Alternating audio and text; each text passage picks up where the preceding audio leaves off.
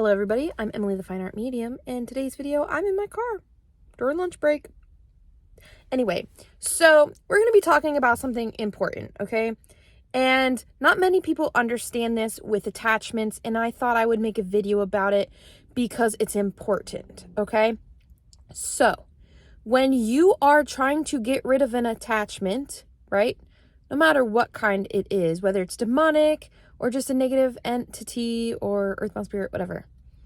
There's something that you need to understand. And that has to do with yourself, okay? So a lot of times, these entities attach to you because they have something to cling on to.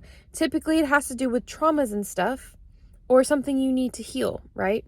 So a lot of times, you can sage your house and do house cleansings and stuff. And sometimes it'll work, right? Sometimes that's all you need to do. But if you're noticing that, you're doing cleansings and it's not working and you're doing other stuff and it's like, why isn't it working? It's because there is something you need to heal within yourself, right?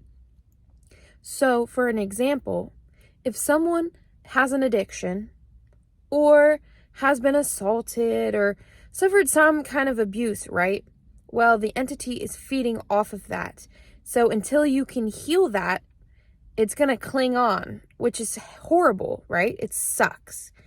But for those who are experiencing these types of hauntings and you're like, why, no matter what I do, like I cleanse every day, it's not working. I'm burning dragon's blood candles. It's not working.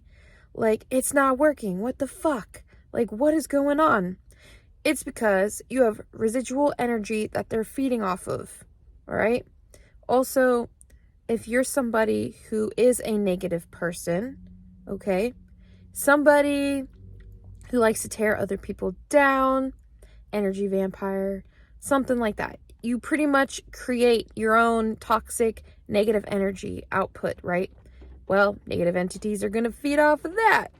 So that's why I wanted to make this video, because even though it's short, it is very important to understand this fact, okay? And yeah, I've experienced this myself, and I've learned this myself in the past year. Sometimes we have to heal ourselves internally before we can get rid of an attachment. And it's very important that you work on your mind, body, and soul all at the same time. So your physical health is important. Your mental health is important. Your spiritual health is important. Okay? So that's why I wanted to make this video. And just for people that I help, right? And I try to say this every time I have someone I'm helping that's new. All right? Yeah, sometimes there's no easy fix. And the person who has to put forth the majority of the work is the person with the attachment, okay? So, yes, I can battle entities on the other realms. I can fight them. I can kick them out, right? But if you don't heal yourself first, they're going to come back. Typically, they usually do. Especially the more heinous ones, like demonic entities. They always find their way back, okay? Sometimes, it has nothing to do with your health, and it has to do with a location.